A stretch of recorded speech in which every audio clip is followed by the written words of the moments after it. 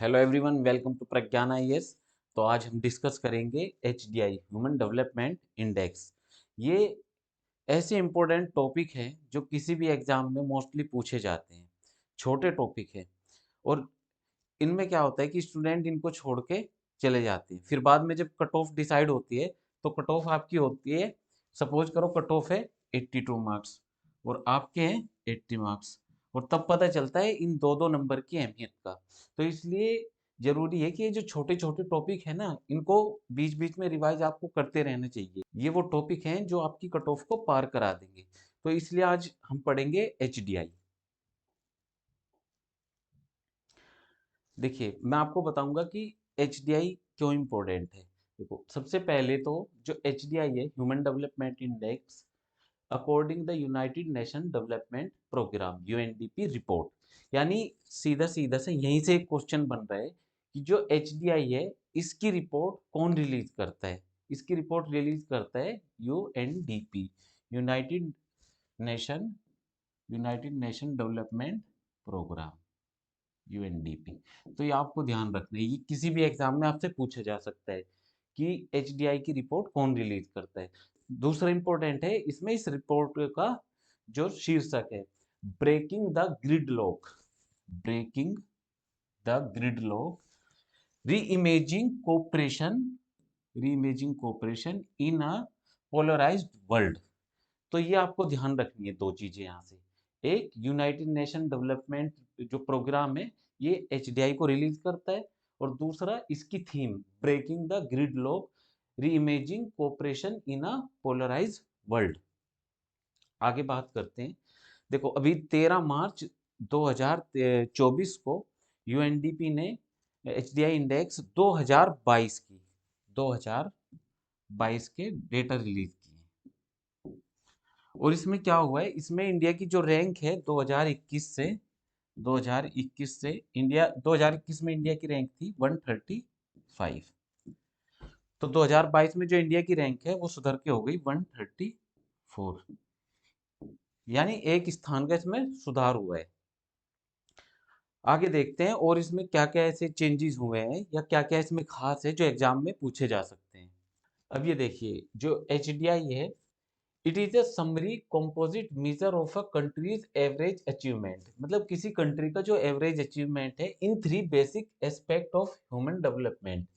तीन चीजों की बात ये करेगा। इन चीजों को, इन तीन बातों को आपको ध्यान रखना है। ये तीन बातें कौन कौन सी है, ये आपसे एग्जाम में पूछी जाएगी कि एचडीआई में कौन कौन से तीन पहलू शामिल होते हैं।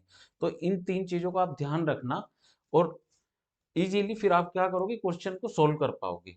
पहला है इसमें हेल्थ, देखिए हेल्थ, दूसरा है नॉलेज, और तीसरा है स्टैंडर्ड ऑफ लिविंग। हेल्थ स्वास्थ्य, नॉलेज ज्ञान, और स्टैंडर्ड ऑफ लिविंग यानी आदमी के रहने का स्तर क्या है। तो ये चीजें आगे इसमें डिटेल में बताई गई है। आगे मैं ये चीजें आपको ग्राफ से समझाता हूँ। देखिए, जैसे मैंने आपको बताया था, पहला पहले जो इसमें डायमेंशन था, लॉन्ग एंड हेल्थी लाइफ। दूसरा था नॉलेज, पहला हो गया long long and healthy life, दूसरा हो गया नॉलेज, तीसरा हो गया a decent standard of living, यानी रहने का लोगों का स्तर क्या है। अब इस पे बात कर लेते हैं कि ये जो लॉन्ग एंड हेल्थी लाइफ है ये क्या है, कि जब आदमी पैदा हुआ, इंसान पैदा हुआ, और पैदा होने के बाद उसके मरने तक उसने कितना लंबा जीवन जिया। जैसे अब इंडिया के अंदर क्या है कि ये 67 पॉइंट समथिंग जो है इसका डेटा है, यानी औसतन जो भारतीय है वो लगभग 67 साल जीता है। जिन कंट्री का एचडीआई अच्छा है उसमें क्या है कि ये और हाई लेवल का हो सकता है, ये 80 ईयर हो सकता है। ऐसे ही जो नॉलेज है, नॉलेज की बात करते हैं। नॉलेज में भी दो चीजें शामिल की गई है, एक है एक्सपेक्टेड ईयर्स ऑफ स्कूलिंग, और दूसरा है मीन ईयर्स ऑफ स्कूलिंग। ये हो गया एक तरह से एजुकेशन इंडेक्स, यानी हेल्थ देख लिया, एजुकेशन देख लिया, और तीसरा है a decent standard of living, रहने का जो स्तर है लोगों का, स्टैंडर्ड ऑफ लिविंग है उसको चेक करते हैं जीएनआई पर कैपिटा। और ये होता है जो परचेजिंग पावर, जो नेशनल इनकम कैलकुलेट करते हैं उसके बेस पे होता है, gross national income per capita इस जीएनआई इंडेक्स के आधार पे होता है, और इसको डॉलर में मापा जाता है। डॉलर में इसको मापा जाता है। ये जो 3 डायमेंशन है, इन 3 डायमेंशन में एक इंपॉर्टेंट चीज मैं और बताऊंगा आपको। वो इंपॉर्टेंट क्या है? आपने सुना होगा जो सस्टेनेबल डेवलपमेंट गोल है जो 2030 तक अचीव करने हैं यूएनडीपी के, वो भी क्या है 17 सस्टेनेबल डेवलपमेंट गोल है। कितने हैं? 17। और सब गोल है 169। इनको भी आपको ध्यान रखना है, खासकर पीसीएस के जो प्री के एग्जाम होते हैं उनमें तो ये क्वेश्चन पूछे ही जाता है। तो जो 17 सस्टेनेबल डेवलपमेंट गोल है उनमें से ये गोल नंबर 3 है। ये गोल नंबर 3 हो गया, ये गोल नंबर 3 हो गया ये। अब इसमें नॉलेज में देखो, पहला है एक्सपेक्टेड ईयर्स ऑफ स्कूलिंग, ये हो गया 4.3। और मीन ईयर्स ऑफ स्कूलिंग ये हो गया 4.4। जीएनआई इंडेक्स इसकी बात करें तो ये हो गया हमारा 8.5। एचडीआई का जो पैमाना है इसमें 3 चीजें हैं, long and healthy life, knowledge और डिसेंट स्टैंडर्ड ऑफ लिविंग। अब आगे देखते हैं और क्या है इसमें। अब आगे बात करते हैं कि जो एचडीआई सेट्स है वो मिनिमम और मैक्सिमम जो इसमें जो 3 चीजें जो दे रखी हैं उनका मिनिमम और मैक्सिमम डायमेंशन दे रखा है।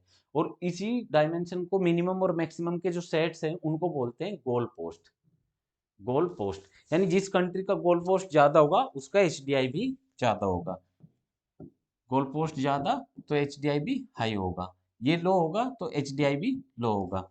और दूसरी चीज है इसमें कि जो इसकी जो वैल्यू होती है वो होती है 0 से 1 के बीच में। यानी जिस कंट्री का एचडीआई अच्छा होगा वो 1 की तरफ होगा, जिसका लो होगा वो 0 की तरफ होगा। सपोज करो किसी कंट्री का एचडीआई है 0.888, यानी इसका एचडीआई हाई है, और किसी कंट्री का है 0.444, यानी इसका इसकी कंपेयर में लो है। तो इसमें ये ध्यान रखना है बस एग्जाम के हिसाब से कि जो इसकी वैल्यू काउंट होती है, वैल्यू काउंट होती है इसकी 0 से 1 के बीच में। 3 इसमें डायमेंशन दे रखे हैं। आगे और चीजें हम डिटेल में देखते हैं। जो अभी हाल फिलहाल में जो रिपोर्ट आई है उसको देख लेते हैं कि उसमें क्या हुआ है। देखो 2021 में इंडिया की रैंक थी, 2021 में इंडिया की रैंक थी 135। 2022 में इंडिया की रैंक हो गई 134। तो इसमें क्या है 2022 में जो रिपोर्ट है वो 193 देशों के आधार पे बनी है, 193 देश इंक्लूड किए गए हैं। वहीं 2021 में इसमें जो कंट्री थे वो थे 191, 191 देशों के आधार पे ये काउंट हुई थी। आगे इसमें देख लेते हैं कि इंडिया के हिसाब से और क्या क्या इसमें चेंजेस हुए। जो लाइफ एक्सपेक्टेंसी है जीवन प्रत्याशा इंडिया की, वो 67.2 से बढ़ के 67.2 से बढ़कर वो हो गई 67.7। यानी पहले जहां कोई भी भारतीय औसतन 67.2 साल जी रहा था, अब वो जी रहा है 67.7, यानी 0.5 का इसमें सुधार हो गया। दूसरा, जो स्कूल का जो स्कूल में जो बच्चे टाइम गुजार रहे थे, स्कूली जो शिक्षा थी उसका जो टाइम था वो बढ़ के हो गया 12.6 साल। ऐसे ही जो जीएनआई है, जीएनआई ग्रोस नेशनल इनकम, वो पहले थी 6542 इंडियंस की, यानी पर कैपिटल इनकम। एक भारतीय की औसतन इनकम थी पीपीपी मॉडल में $6542। अब वो बढ़कर हो गई $6951, $6951, यानी लगभग $400 के $400 के आसपास ये बढ़ गई। अब कंपेयर करते हैं कि जो इंडिया के जो पड़ोसी देश हैं उनकी क्या सिचुएशन है। इनकी सिचुएशन, जैसे जो पड़ोसी देश हैं उनमें एक है बांग्लादेश, बांग्लादेश की रैंक है 129, भूटान की है 125।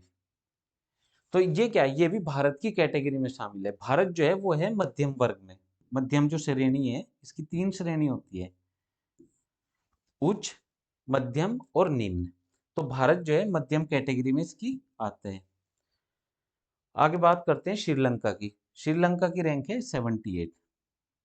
श्रीलंका की रैंक हो गई 78 और चाइना की रैंक है 75। तो यहाँ पे श्रीलंका 78 और चाइना 75। अब इनकी कैटेगरी है हाई कैटेगरी में, ये दोनों इंक्लूड हुए हैं।